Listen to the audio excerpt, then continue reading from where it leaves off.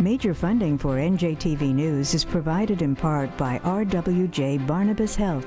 Let's be healthy together. NJM Insurance Group, serving the insurance needs of New Jersey residents and businesses for more than 100 years. And Horizon Blue Cross Blue Shield of New Jersey, an independent licensee of the Blue Cross and Blue Shield Association. Tonight on NJTV News, climate change could cause a sea change down the shore. Rising tides will make coastal flooding much more frequent and a lot more expensive. We're talking your tax dollars. Newark's new superintendent of schools signals that he is going to be his own man. Plus, how to keep kids safe at school. Is recruiting retired police officers the answer? And how to keep pets safe in the summer heat. The state's health commissioner has some tips. Those stories and more next on NJTV News.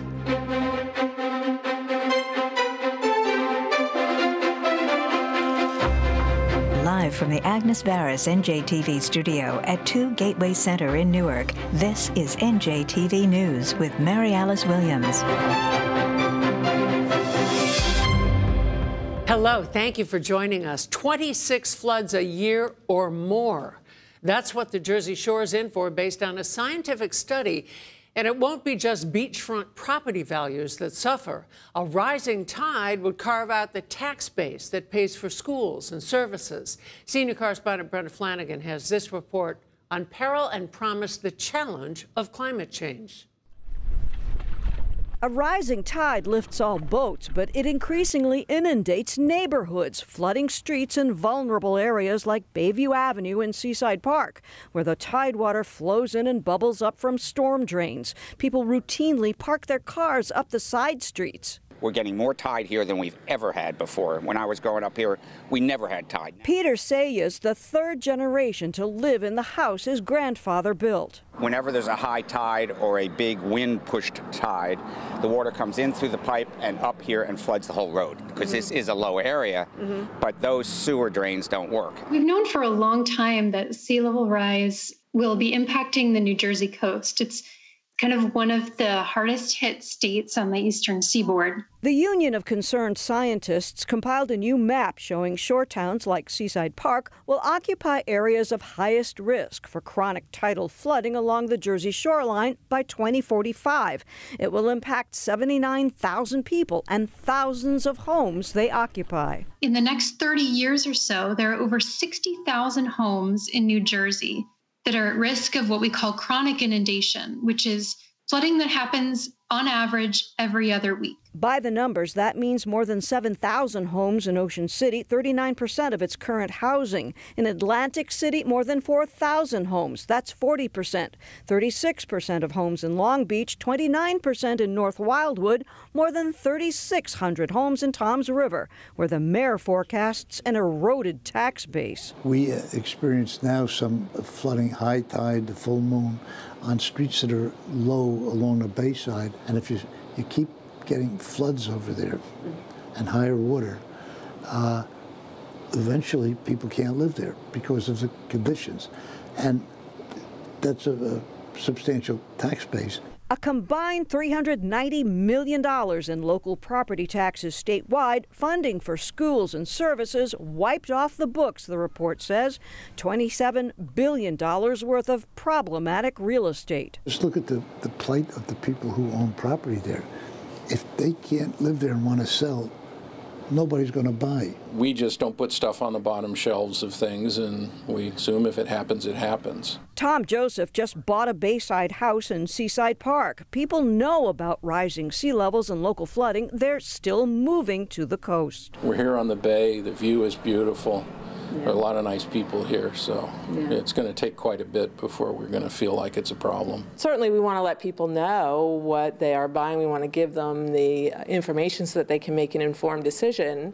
But since Sandy, they've invested a lot in the infrastructure. Since Sandy, billions in federal tax dollars have funded the construction of massive retaining walls and miles of bulkheads, widened beaches on barrier islands, and rebuilt and elevated homes all along the coast. They're buying time. In Seaside Park, a little plaque marks Sandy's high water mark inside the Wilson home, where the family patriarchs weathered a lifetime of storms. He says it's the ticking tide clock that will tell his children when it's time to move, maybe in 50 years. I know it's an awful lot of dollars and cents and everything else, but in the real long future, that would be the only way. You would wind up abandoning a lot of this area. Abandoning it? Abandoning it, yeah. I mean, it's something you hate to see. For now, residents who live here say they want to stay here, and they know it'll take taxpayer dollars to help beat the rising tidewaters. In Seaside Park, I'm Brenda Flanagan, NJTV News. In a year maimed by school shootings, New Jersey school districts are under pressure to bolster school safety. One option, hiring retired police as school resource officers. But that hiring pool is shrinking. Eligible officers must now be within just 3 years of retiring from the police force, down from 5 years previously. And now the plan to hire armed guards in schools is getting some pushback from parents. Michael Hill reports. Across the country, districts debate how to make school campuses safer. You know, every day there's a marked police car parked in front of the high school. That sends a message that we take it seriously. Fort Lee has 6 public schools and 2 local police officers assigned to them as school resource officers. But if the police department needs them to respond to an emergency in the city, it can and will pull them from the schools. As of July 1st, a new state law creates a new category of officers, a so-called Class 3. Police officers who've retired within the last 3 years can undergo training to carry a gun and protect a campus, but only a campus. For the upcoming school year, the Fort Lee District will hire and pay 3 of them who will still answer to the local police chief. We're hoping that the Class 3s will be involved in more community-based policing as well, getting involved in the school, in the classrooms, maybe even teaching the DARE or the LEADS program. Myself, I'm not really a fan of bringing an armed guard into the building. But when you talk about a police officer, there's a whole other level of training and expertise that makes the difference. What we train these police officers is how to work with juveniles in a school setting. Policing in schools isn't the same as policing in the street. 17 years ago, Fort Lee Deputy Police Chief Patrick Hassan founded the New Jersey Association of School Resource Officers. It advocates for the training of current and retired police officers to do the job. The process includes 40 hours of academy training, background checks, physicals, psychological examinations, and firearms training and refreshers on constitutional rights. We want to make sure that if they were retired and if they were off the police job for a length of time, that they meet the same requirements that any new police officer would meet. So we don't feel it's overkill. We feel it's appropriate. Here in Bloomfield, the Board of Education has approved more than $500,000 to hire some of those Class 3 officers for the elementary schools. Some parents found out about it, and they have strongly resisted. The parents organized the group Bloomfield Families for Sensible Safety, saying Bloomfield police have very low response times, and that puts them at ease, and they oppose firearms in elementary schools. We are insisting that there's no need for them to be there on a daily basis and pointing out the fact that it actually puts our kids at greater danger of there being a weapon incident at the school. In my opinion, it sends the message that school is not a safe place, that school requires this level of protection, and that we're turning our schools into fortresses or prisons. Ramapo College psychology professor Leah Warner has a daughter attending one Bloomfield elementary. Warner says her research shows threat assessment, mental health counseling, and other prevention methods have benefits. There's efforts called manlocks, which is the idea that there's a double entry to the school where you have to have one entry and then the person's assessed before they can go in again. That and bulletproof glass, things that actually prevent someone from entering. The parents favor schools installing silent panic alarms to alert law enforcement of emergencies. 3 years ago, a state task force said there were so many different types of alarms that we do not think it is prudent at this time to recommend that the state require the panic alarms be installed in every school building. But a panic alarm bill known as Alyssa's Law is moving through the state legislature. The irony on school safety is parents and police agree on the statistical rarity of school shootings and the fear that such shootings drives the call to hired armored officers. But on the impact those officers can have? They are someone that the students can approach. They are somebody that the the students learn from, that they can emulate as role models. Actually, there's research suggests that it will do the opposite. They will actually create more harms for them. The Bloomfield board had planned to hire 9 retired and armed officers, 1 for each elementary school in town for the upcoming year. But parent protests seem to have slowed or halted the process, at least for now. Michael Hill, NJTV News. The global trade wars ago. Rhonda Schaffler's away this week. Here with the state's business news is Joanna Gagos. Joanna? Mary Alice, the trade war between the U.S. and China is finally here, but so far the effects are minimal. Tariffs on $34 billion of Chinese goods went into effect this morning, and China wasted no time responding in kind. The country's Minister of Commerce has accused the U.S. of violating World Trade Organization rules. He claims this administration launched the largest trade war in economic history to date. Experts say U.S. consumers won't feel this, but farmers and automakers will. And here in New Jersey, soybean suppliers will take the biggest hit, with China canceling orders by summer's end. So far, U.S. markets have taken it in stride, though, with the Dow, NASDAQ, and the S&P all closing up. The Dow was up almost 100 points. New Jersey's school funding formula may hit your bottom line. While the plan is meant to share the wealth across districts, some towns will be faced with a mandatory 2% property tax hike. Jersey City, Toms River, and Brick are among them, as are 24 other districts. Increases will roll out over 6 years. New Jersey's industrial market is booming, according to a recent report by Cushman & Wakefield. Northern and Central Jersey saw record lows in warehouse vacancies and record highs in rent prices. Companies like Wayfair and Best Buy have contributed to this growth. The head of Jersey City Medical Center, Joseph Scott, was named board chair of America's Essential Hospitals. The organization represents more than 325 hospital members around the country. Jersey City Medical Center is part of RWJ-Barnabas Health, an underwriter of NJTV News. America's Essential Hospitals' mission includes advocacy for America's most vulnerable patients. And Rutgers University received a $460,000 grant from the National Science Foundation. The money was awarded for a research project meant to improve communication efficiency. And those are our top business stories.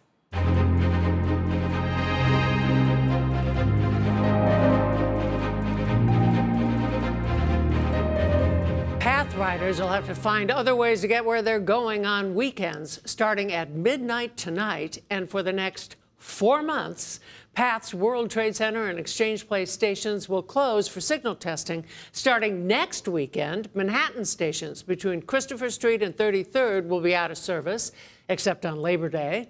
And the Hoboken Path station will be closed on 3 Sundays in September and October, all to install the emergency braking system called Positive Train Control.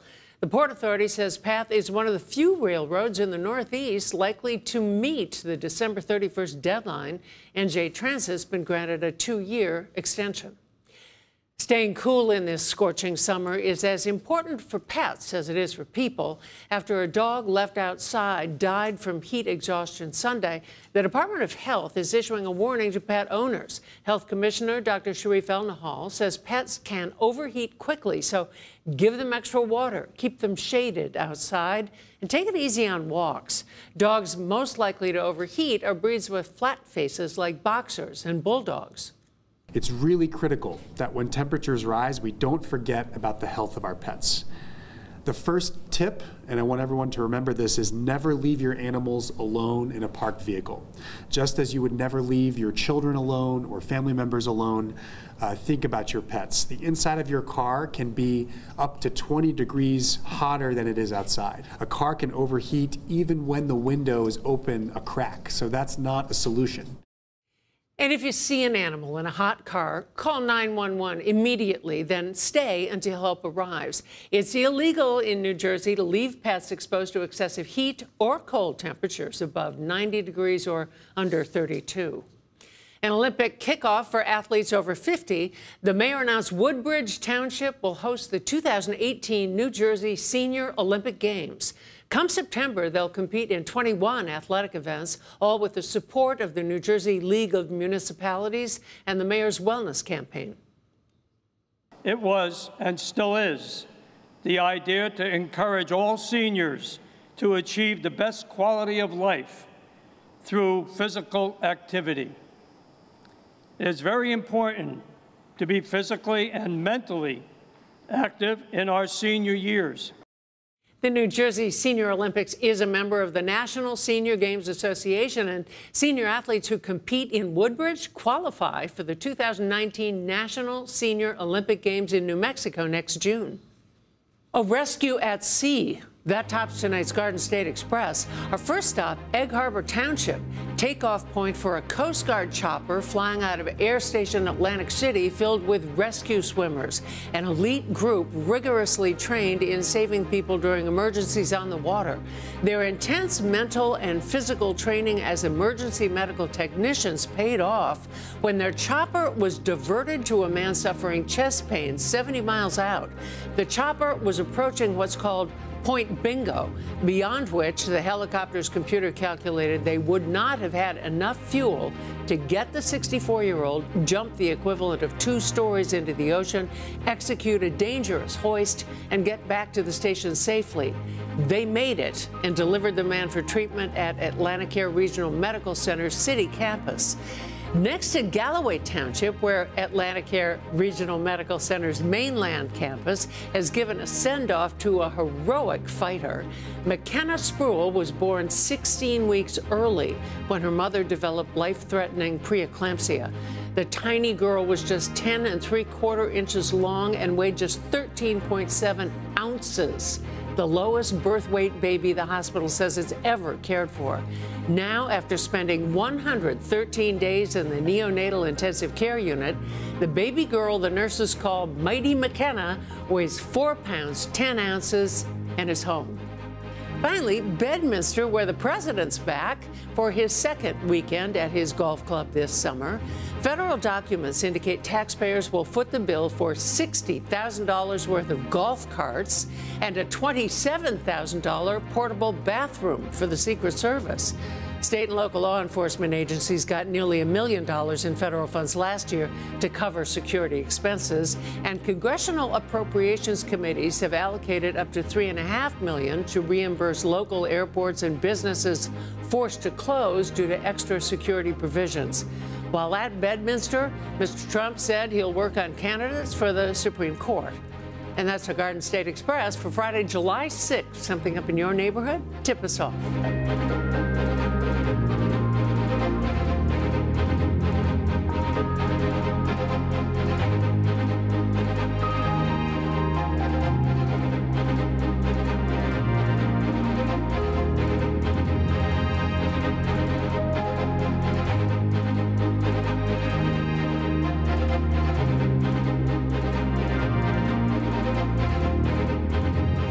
Now that Newark schools have regained control from the state, the first school board selected superintendent in 22 years is only 6 days into the job and has already signaled he plans to shake things up.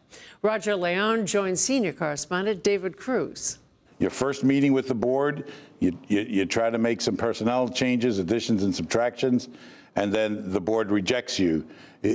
What does that say? Is it going to be, what kind of relationship do you expect it's going to be? It's really kind of new in the city of Newark. I mean, it's been almost 30 years since there was an independent board and an independent superintendent. You're going to have to recreate that relationship, I guess. No, so it's absolutely what democracy is all about. The members of the board have been elected by the citizens of the city of Newark, and they are judged on all of the actions that they take. It's my responsibility as the new superintendent of schools to compel them to assist the district moving in the direction that I see it as appropriate. In fact, many of the actions that were needed to get us started at the start of the school year have in fact been approved unanimously by the board, and I'm appreciative of them for that. It's going to be on me to compel them to see how I see the organization, convince them accordingly, and allow the citizens of Newark to determine their fate at the ballot box. It's new. Do you feel a little bit like you have to recalibrate that, reset that, so that people know how that's supposed to work? Oh, I think that one of the responsibilities that I actually do have is to explain to everyone that cares about our city that it is a new day, that they are assuming full 100% local control of the school district, and that business as usual as it relates to not only our hires, but vendors that are working with our school district, and the expectations that we have in improving our school district are not necessarily different from what anyone thought in the past, but renewed in the sense that they will be held responsible for that. You were an assistant superintendent for a decade, so you've seen what's gone on here over the last 10 years. What would you say is the lasting impact of not only the tenure of the state here, but what these last 5, 6, 7 years of really hard grinding change will be? What is the lasting impact of that? Well, I think that the last 7 years is really indicative of some very aggressive reform efforts, but it's also true of what has occurred over the last 22 years. In the initial time of the past 5 superintendents, the first being Dr. Hall, was the actual state takeover of the school district. We saw. Where were you at that time? I was actually a teacher in the district when the state took over. And sorry, I interrupted you. No, one of my first appointments under Dr. Hall actually was to become the principal of Dr. Horton School. With Dr. Bolden, we have the community superintendent, also a child from the city, focusing and providing energy, renewed energy, with where we needed to go and the importance of the morale and how to actually get there. Dr. Janey arrived, and as the superintendent of the school district at that point in time, he had a national perspective as to what we needed to do and compare children in Newark from schools in Millburn to high-performing school districts throughout the country. Right. In the last 7 years in particular, under the Anderson administration, we had the greatest reform efforts that really provided an urgency of now in terms of moving the organization in the direction that she saw fit. Lastly, in the last couple of years, the last 3 in particular, we had Chris Cerf, former commissioner of our state, and what he actually provided was the transition to where we are today, local control. Now, it's going to be my responsibility to take all of the learnings that occurred, and there have been many, and move the organization progressively forward, not only to provide clarity in 2020, which is the optional objective in this next year and a half, but to actually set the stage as to what's going to happen in the next decade. You said you wanted to be a proficient and influential agent of change, yet you kept the Newark Enrolls program. This is an Anderson, left over from the Anderson administration, which some critics said favored chartered schools. Do you buy that argument? And what do you think the proper balance of charter and so-called traditional schools should be? The whole conversation about enrollment in the school district is quite interesting. In particular, we've never had an enrollment system before. Each individual school created its own. You went to the school in your neighborhood, right? You actually went to the school that was nearest your home, and you went there. Right now, we have one enrollment system for the entire city of Newark, and I think that that's a great move. You pick your schools, right? The idea, right? So there's a time period where, in fact, you go through the application process, you determine which school is the best one for your child, and you rank them. The entire enrollment conversation is based on one premise that I think its intent is extremely admirable, and that is that every school in the city of Newark should be worthy of a child attending it.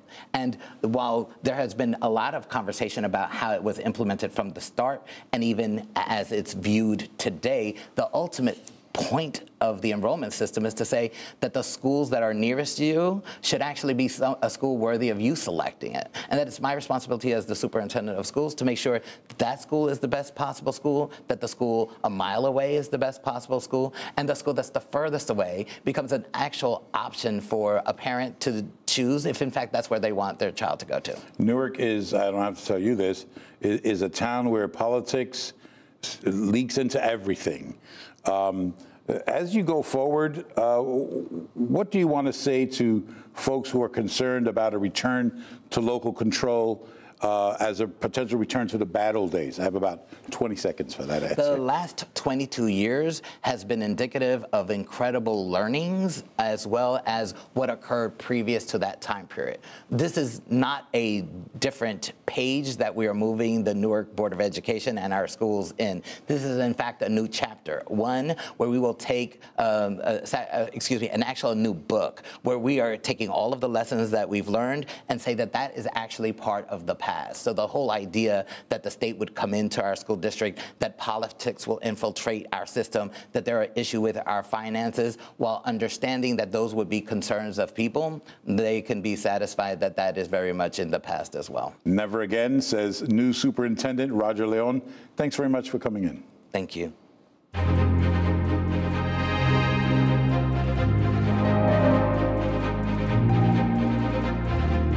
And now some noteworthy facts that help you know Jersey. Some scientists say 25,000 New Jersey homes are at risk of chronic flooding by the year 2035. New Jersey imports more goods from China than it does from any other country. Roger Leon is the first Latino superintendent in Newark School District's 163-year history, and a globally rare orchid known as the small world pogonia has been discovered in Sussex County. If there's someone who you'd like to get to know Jersey, share. Use hashtag #KnowJersey. Next week on NJTV News, a business leader says New Jersey needs an economic master plan. To share any story you've seen tonight, go to njtvnews.org. I'm Mary Alice Williams. For all the men and women of NJTV News, thanks for being here. Enjoy the weekend.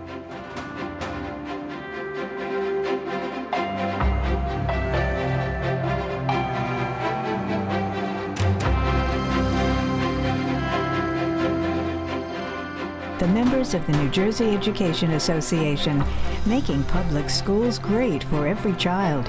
And PSE&G, we make things work for communities.